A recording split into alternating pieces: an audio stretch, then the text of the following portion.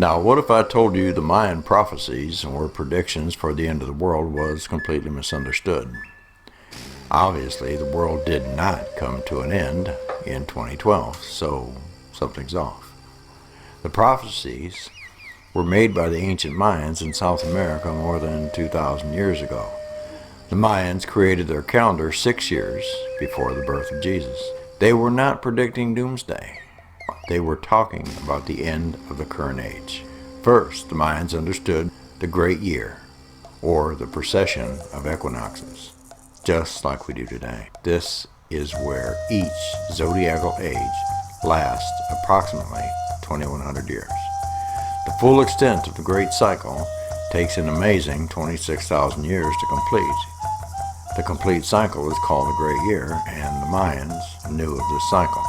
The Mayans were looking for the end of the cycle and the beginning of the New Age cycle. On December 21st, 2020, Jupiter and Saturn aligned in what is called a conjunction for the first time in 20 years. The last time was in May 2020.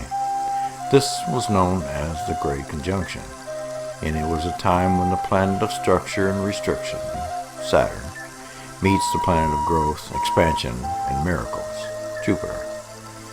This marks a societal shift we'll see leading into 2021. It's a new day, a new era. For the past 200 years, Jupiter and Saturn conjunctions have occurred in Earth signs. 2020 marks the beginning of the next 200-year cycle. This time, Jupiter and Saturn will conjoin in the air signs and start a cycle that lasts until 2199. Saturn entered Aquarius on December 17th, and Jupiter entered the Aquarius on December 19th. The two conjoined in Aquarius on December 21st. The last time Saturn and Jupiter conjoined in Aquarius was 1405, the end of the Mongolian Empire. It was the end of the Dark Ages in Europe, and when knowledge that had been funneled into the West from Asia and the Middle East had been taken out of common circulation. But it was also the start of the Renaissance period, a time of rebirth, where art, medicine, and new ways of governance flourished. Cities began to become hubs of art, culture, and Europe began its age of expansion. And there was another great conjunction in Aquarius in 1345, which was around the time when the plague came to Europe, and England and France were locked in the 100-Year War. We have seen similar storyline when this year's great conjunction happened at the time of COVID and the presidential elections. Now, when Jupiter and Saturn come together, there's a restructuring of legal institutions, judicial systems, and we see new leadership rising to power. We stand at the bridge between our history and what's possible for the future. Now back to the Mayans. Somehow, they were off a few years. There have been several hypotheses proposed to make up the differences, but for now, I don't see the need to bring that into this discussion. Because the Maya did not speak of the end of the world. Specifically, they said that everything transforms, that the only thing which remains is the spirit and its journey of evolution towards higher levels. The Mayans left us, the inhabitants of the planet, a message written in stone, a message that contains 7 prophecies. Not just the end of the age, but predictions for a new beginning. The first Mayan prophecy announces the end of the present cycle and a 13-year warning before the change. It is said that every person is in the great room of mirrors and needs to find his own multidimensional nature within themselves. The second Mayan prophecy says that the answers to everything are inside man, and our behavior determines our future. It affirms that humanity finds itself in a moment of fundamental transition towards a new way of perceiving the universe.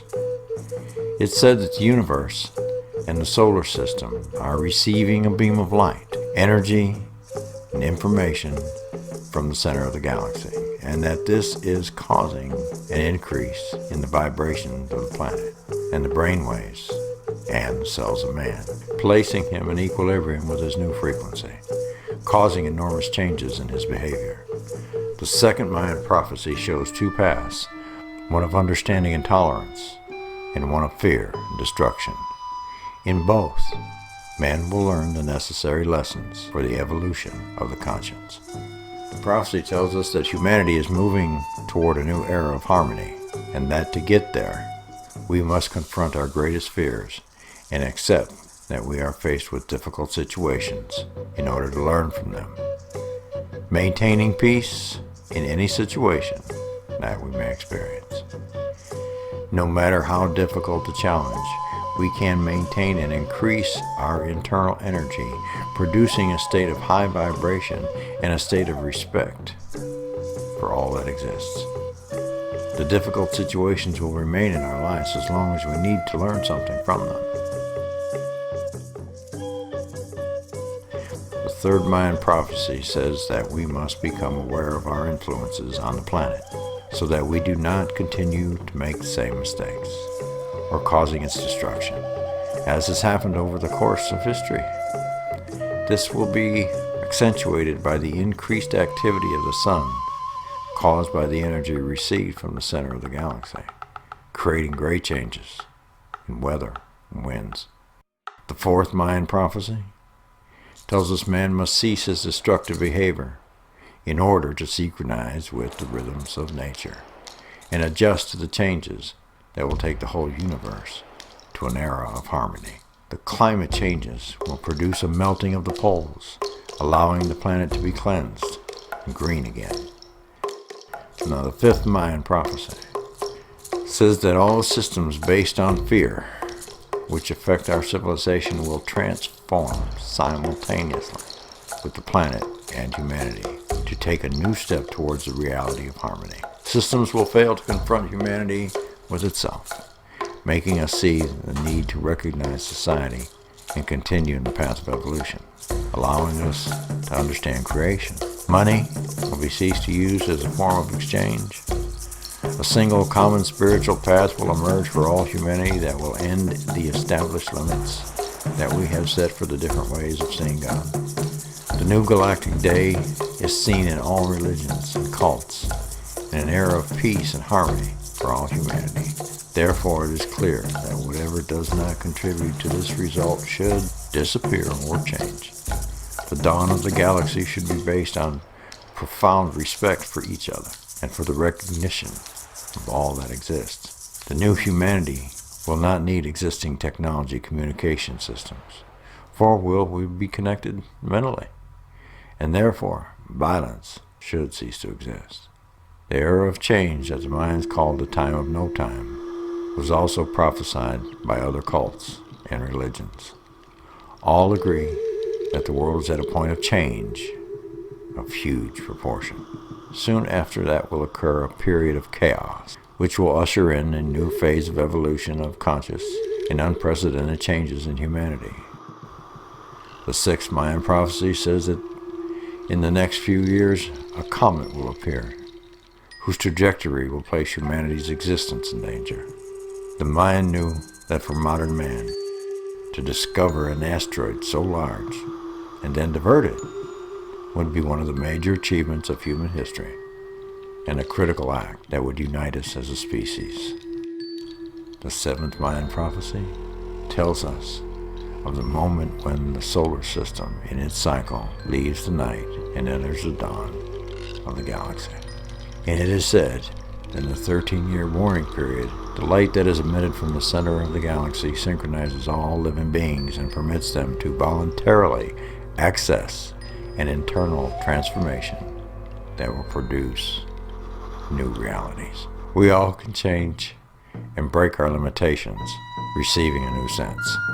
Those who voluntarily find their interior state of peace, taking their frequency of vital energy from fear to love, will be able to capture and express themselves through thought and therefore evolve. With the Renaissance as an example, new technology arrived in Europe in all sectors that enabled people to have more leisure time and to pursue knowledge, culture. We saw breakthroughs in education, the arts, technology, science, and in all aspects of life. It was also the time of the humanistic movement, that brought religion from being above the people to the people, and allowed for the rebirth of the Western science and laid the framework for the philosophy that would be used in the age of enlightenment and beyond. This transit marks a new beginning that follows a year of transition for us. Hopefully, we'll realize ways to create a better life with harmony and understanding. For many, this is a welcome shift.